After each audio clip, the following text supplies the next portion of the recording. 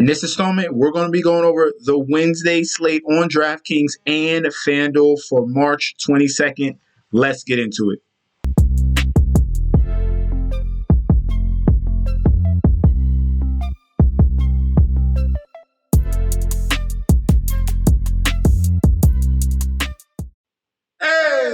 Welcome back to the channel. It's your boy Chef D, and I'm here to give you the winning ingredients for your March 22nd slate on FanDuel and DraftKings. Bring you the top plays and values. But before I deep dive into that, don't forget to like, comment, and subscribe to the channel. Make sure you follow me on Instagram and Twitter at MetsNetsJetsD. Don't forget about that TikTok at Chef_D91. And don't forget about the Patreon. If you want winning picks for March Madness, if you want the futures for March Madness, if you want the NBA playoffs futures as well, get into that Patreon right now. That link is down below. Before we go position by position, we have to go over the injury report, and this one's very unique for Wednesday. We have a ton of Q tags. All right, there's going to be more questionables than outs, so just going over the outs right now. LeBron, no KD. Jordan Clarkson, DeAndre Ayton, that one's a new one. Kyle Kuzma, Jeremy Grant, Anthony Simmons, Steven Adams, Andrew Wiggins, and Dylan Brooks is out because of the 18th technical foul. He is out. He's going to miss one game, all right? For the questionables, this one's a little bit more extensive, and you got to pay attention to who's going to be in the starting lineup, and then we can pivot off of that. So like I said, like I always say, get connected with Twitter, Roto World, NBA, or any other format that you use to get your information. For the Q tags, Luka Doncic is questionable, Kyrie Irving, James Harden, Tyrese Halliburton. Who else we got? Anthony Edwards, Karl Anthony Towns is actually questionable. Keldon Johnson, DeJounte Murray, Scotty Barnes, Devin Vassell, and Zach Collins. Okay, so stay tuned to your information, and then we can find some value after some of these guys get confirmed. All right, let's move on to the point guards. All right, starting off at the point guard position, we're hitting this thing running right now, 9,400. We're paying up for Trae Young in this game against the Minnesota Timberwolves. This is a spot he's been very, very prosperous from, and that's because Minnesota struggles against opposing point guards. All right, let's look at the numbers. 30th in points allowed, 31.97. 30th in field goals made, allowing 11.50. 27th in field goal percentage, 40%. 30th in three-point percentage at 38.5 three-point percentage. 20th in assists, allowing 5.86. 25th in steals, allowing 2.26, and 27th in blocks, allowing just about a block per game to the point guard position. So Trae Young in this game going against the Minnesota Vikings. Let's look at some of the previous games here. Against Minnesota earlier this season, 33 minutes, 59 fantasy points. His average is 48. He well went over double-digit fantasy points to go above that, and almost had a 60 bomb against these Minnesota Timberwolves. This is a perfect spot for him. After this game, he most likely will jump up to 10K. He bounced back from that poor San Antonio Spurs performance, did very well against Detroit. That is going to continue to keep rolling. We're going to attack this. You can definitely take my plays and put it to parlays. All right, if you want to do threes overs for Trae Young, if you want to do field goals made, you can go over that as well. You get really creative here and take advantage of this, especially this matchup for Trae Young. Love him at $9,400 in salary. The next point guard we're going to look at will be between Luka Doncic and Kyrie Irving. So we're going to get clarity on both of these guys. Going up against the Golden State Warriors, you know this is going to be a highly competitive matchup. Hopefully both of these guys are going to be in the game and they're both going to be viable. And then you can just pick and choose. If I had a choice, I might want to save a little more salary and go with Kyrie Irving at $10,000 in salary. But it's up to you. So if we find out if both of these guys are going to play, then we can pick and choose one or the other. If the other is out and one is in, then you play that guy. But for the second point guard position, we're taking a guard from the Dallas Mavericks, all right? Let's move on to the shooting guard. At the shooting guard position, we're starting off with Desmond Bane here. We've been riding him since John Moran is out. Desmond Bane is now at a price of $7,600. But a lot of people are going to just hop on John Morant because he's back. But look at the matchup. I've done this in previous videos. This is the Houston Rockets. We're going to hammer the shooting guard, okay? That's going to be Desmond Bane in this situation. We saw what Clay did to Houston. There's so many other examples here. Desmond Bane has been red hot fire against the Houston Rockets, averaging 45.4 fantasy points per game against this team here. And his yearly average is at 36. So this is a perfect spot here. He's averaging about, almost 5 threes a game. As you can see, he's shooting almost 50% from the three-point line as well. So this is a perfect spot for Desmond Bane here at $7,600. He could be a lock, 100% going up against this team, all right? The second shooting guard we're going to go towards, we're going to stay here in Atlanta. We're going over to Atlanta here. We're going to choose between DeJounte Murray and we're going to choose between Bogdanovich, all right? I just spoke about Murray. He is currently questionable, so wait on news. If he's in, then we're going to go towards him in this game against Minnesota. If he is out, then that's going to open up an opportunity, and this is a value here to get Bogdanovich for the Atlanta Hawks here. He's going to step in and is going to provide some minutes and some upside here. So he got 27 minutes against Detroit. It was a blowout, so that's why he was pretty efficient, but didn't get the full allotment, full run here because it was an absolute blowout. They beat the Detroit Pistons by 22 points. This game is going to be more competitive on the road in Minnesota. $5,400 in salary. Someone that's going to get 30 minutes plus. We're going to go towards that.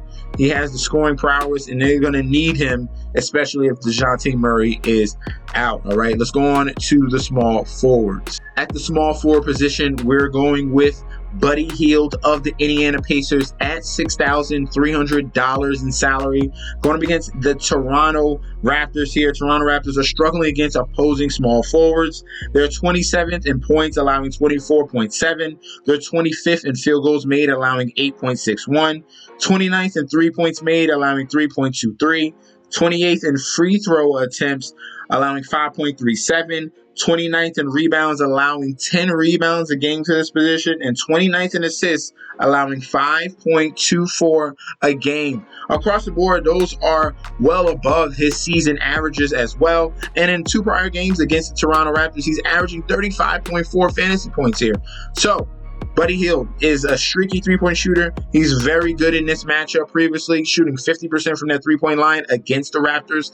This is where we're going to go towards here. Halliburton, questionable here. Might not be 100%. We can definitely take full advantage of Buddy Hield getting hot from the field against this Toronto Raptors team. Love him there at a very, very nice salary of $6,300. All right, the next guy we're going to go towards at that small forward position will be Klay Thompson. Okay, Klay Thompson against Dallas. The main key component here, they're allowing a lot of points to that small forward shooting guard position. All right, not that many threes. They are a very solid three-point shooting defensive team here, but this is a spot where Klay Thompson can be very, very efficient in this particular environment that's going to be tightly contested. They're going to need big plays, and he has to step up since there is no Andrew Wiggins. So pretty much we have the sloppy play of Jordan Poole. Steph Curry has been playing out of his mind right now, and Klay Thompson is that number 2 guy. So a lot of attention is going to be on Curry. Klay Thompson is going to be able to work down low in the mid-range game because he might have Kyrie on him. But this is a spot where he can definitely succeed at $7,000 in salary. I like him as the second option for the small forwards. Let's go on over to the power forwards. For the power forward position, Kelly Olynyk. He's making his first appearance in my picks video here. This is a spot that I like him at $6,700. He's been playing very solidly the past 2 games, getting a bump in minutes as well. bumping a little bit of production, being more solid, and definitely take advantage of his rebounding capabilities. He's not just a three-point shooter. He can work very well down low and get those rebounds, okay? As we can see, 2 double-doubles in a row against Boston and the Sacramento Kings here. And then we're going up against the Portland Trail Blazers, who struggle mightily defensively. They, across the board, 30th in points allowed, 23.62. 30th in field goals made, allowing 8.80. 20th in field goal percentage, allowing a 51% shooting. 28th in 3 points made, allowing 2.13. 24th in in 3-point percentage, all right, at 37%. 30th in free throw attempts, allowing 5.24. 30th in rebounds, allowing 12.35. 24th in assists, allowing 3.24. 28th in steals, allowing 1.38.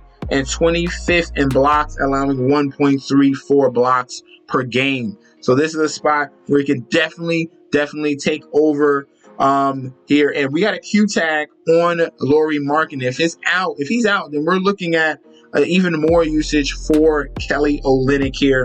So at 6,700, they play well together anyway. But if Lauri Markkanen is out, that's going to be a boost for his salary eventually here, because he's going to outperform what he's been putting on the court. And at this new price here at 6,700, definitely want to take advantage of that. He's been putting up pretty much 40 bombs in back-to-back games, all right?